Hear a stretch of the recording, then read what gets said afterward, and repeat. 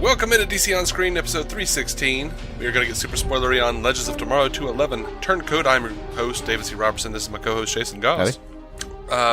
We got to do a quick episode here, running up against a hard break, so we got to go. To recap, the Legends head to Christmas 1776 to save George Washington, who will be murdered by Evil Rip, and also has already been murdered by Evil Rip, but not quite because cementing time and whatnot.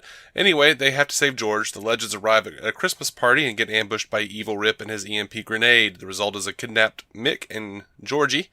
That's Washington. A Ray that's stuck in his tiny dead suit, and Sara left for dead with a shot in the gut. They get Sara back to the ship, but Stein can only do so much to keep her going. As the ship is assaulted by Evil Rip's forces, Jax is forced to do his best to defend the ship with sticks and stones. Evil Rip and his army rip down the door, chase down Sara and Jax is forced to hand over a piece of the Spear of Destiny in a futile attempt to save Sara's life. Luckily, Ray outruns a rat and gets power restored in time to get Gideon online and save Sara's life. Later, Jax seeks revenge on Evil Rip, but just can't pull the trigger after a healthy-ish Sara talks him down. Elsewhere, Nate and Vixen's search for Mick and Washington take a turn for the unexpected, and they make with the nasty. But they're just chilling, so it doesn't mean anything, much to Nate's chagrin. All the while, the fate of George friggin Washington seems to be in the hands of Mick Rory, who is amused by George's insistence that the British will treat their captives with the honor they deserve. After George is sentenced to death, he decides to listen to Mick, and they make their daring escape, aided by Nate and Vixen, who have finished adult hugging. After saying goodbye to George, who proclaims Mick a national treasure, they all make their way back to the ship for some Christmas dinner, presents, and Captain Sara pep talks about recovering the spear. Alrighty. Yeah, made it through that pretty well. Wouldn't George Washington have a British accent? I am not sure about accents at all at this point. Really not. Okay. Would the colonies be called Americans at 1760? They were the colonists. Sorry, 1776? Yeah, I thought they were the colonists, and they keep calling them the Americans. Whatever. It's weird. Yep. I don't care enough about these characters at this point to care if they get romantic, so please stop devoting so much time to that. Not that Nate wasn't funny during the scene, which was true. He was. Okay. Bethany and I agreed on this. There is, the way he describes modern day romantic relationships is utterly ridiculous. You are a married man. Are you just chilling? Describe the question better.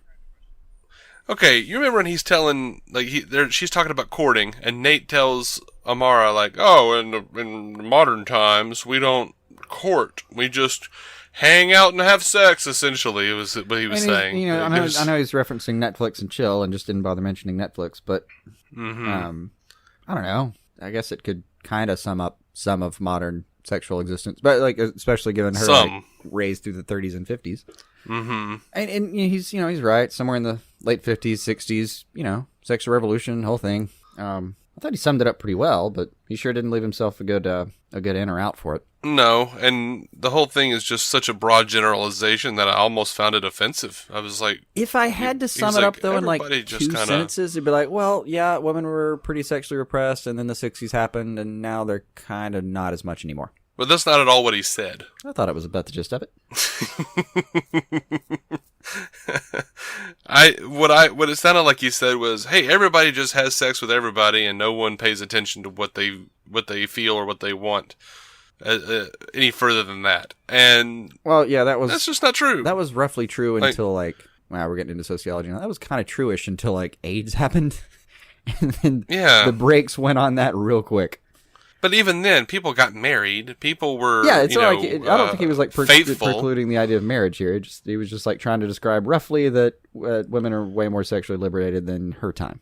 Yeah, but as soon as he fell in the water, me and Bethany were going, okay, it's going to be the skin-to-skin crap, and then sure enough, we have to get naked to get... But it got you, it got you one thing. It got you that image of the seal, popping out. Every time she turns into an aquatic mammal. Laugh my ass off. And then Nate later is shivering and says, okay, seals are funny. We got a little bit of a really terrible Dr. McCoy homage. Damn it, I'm a physicist, not a doctor. Oh, yeah.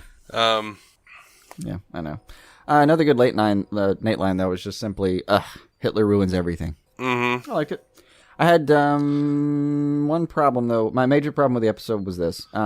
Why in the hell is Sara so sure that Jax should be the captain? What is it in his resume right now? No idea. Other than, like, he knows the ship really well. Yeah. What in his resume tells you that he...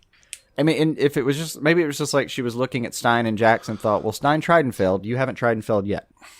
Right. My favorite thing about this episode, by the way, can I go ahead and do that real quick? Sure. It's quick. Mick's intro. Yes. Freaking amazing. A lot of fun. Why do you not know that stuff already? We go through time and do things up words. Who writes this stuff anyway? Oh, and then later, what would you have me do? Use a knife and fork?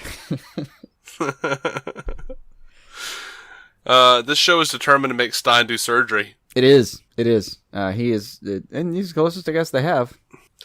And it's Christmas, and they totally did a Home Alone send-up. Jack's home alone on the ship. Yeah. Laying little booby traps. Bethany was like, where are the cans of paint on the stairs? Yeah. Even for Legends, that would have been too far. And then they even did a little bit of it felt like a Die Hard type of thing. The Merry Christmas douchebag thing was it was close. That's not bad. To the tone, I guess. It's as close as you can get on, network TV. He's only guilty of you following orders. I'm guilty of a lot more than that. Yeah. I liked Washington standing up for the private Mick he had never met before.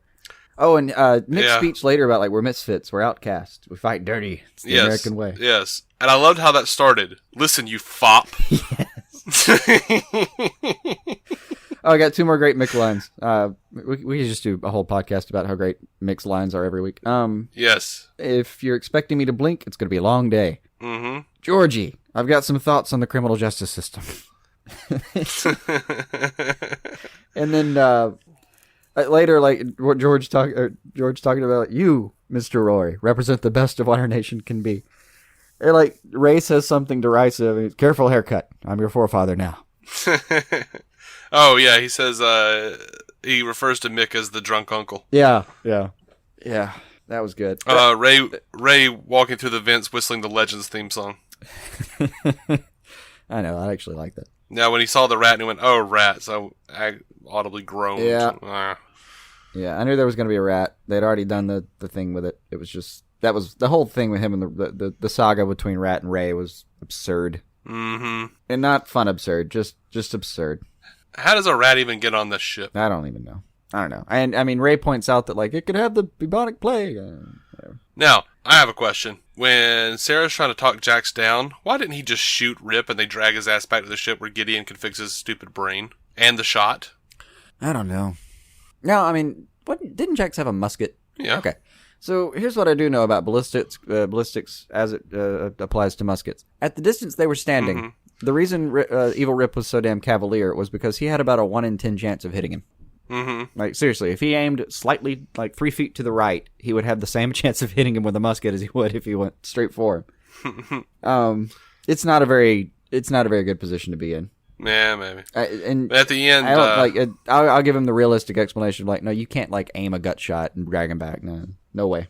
But in TV land, where we're not dealing with musket ballistics, yeah, you should be able to just pop him in the knee and drag him back to the ship. I don't know. Gideon could save Sara after Rip just crushed her throat.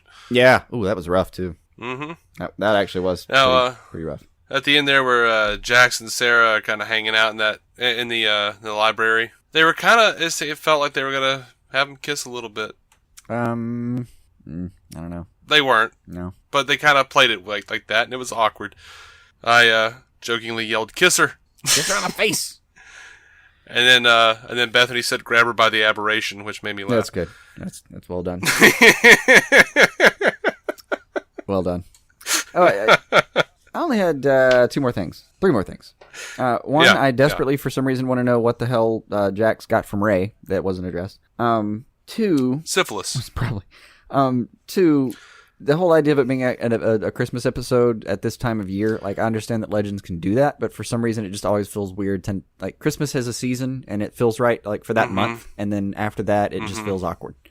Agreed. Technically, I understand how they can get away with it here, but it's weird. And the speech is ridiculous. We just figured it was. We just figured did they start later than the other shows? No, I honestly think they just did it because they could. Okay. Like they came up at the same time as everything else. Yeah. The last thing I had was like the reason I'm not at all a fan of Nate and Vixen is because that makes it feel like I won't see Rex Tyler again.